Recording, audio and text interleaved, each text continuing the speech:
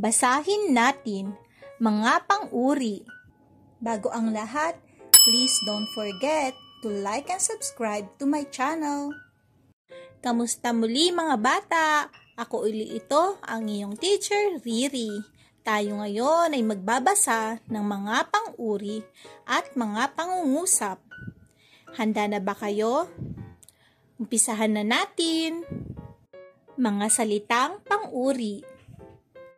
Maganda, gwapo, mabait, masaya, malungkot, matangkad, maliit, mahaba, mabilis, mabagal, mabilis, madumi, mabait, mainit, malamig, mahal, masarap, puti. Basahin natin ang mga pangungusap na may pang-uri. Maganda ang bahay. Maganda ang bahay. Gwapo ang lalaki.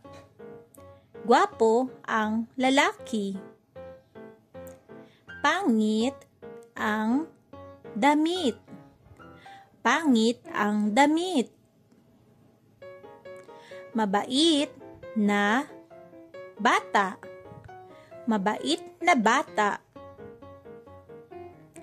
Masaya ako. Masaya ako. Malungkot ang aso. Malungkot ang aso. Matangkad si Maria. Matangkad si Maria. Maliit na sapatos. Maliit na sapatos. Malaki ang kotse. Malaki ang kotse. Mahaba ang buhok. Mahaba ang buhok.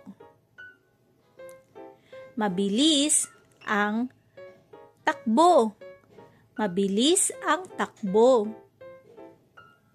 Mabagal ang internet. Mabagal ang internet. Malinis ang kamay. Malinis ang kamay. Madumi ang damit. Madumi ang damit. Mainit ang kape. Mainit ang kape. Malamig ang tubig. Malamig ang tubig. Mahal ang presyo. Mahal ang presyo. Masarap ang pagkain. Masarap ang pagkain. Mabait ang aso. Mabait ang aso. Puti ang pusa. Puti ang pusa. Good job mga bata! Huwag niyong kakalimutang mag-practice pa magbasa at subaybayan niyo ulit ang mga susunod ko pang video para matutunan niyo ang iba pang aralin. Maraming salamat at hanggang sa muli. Paalam!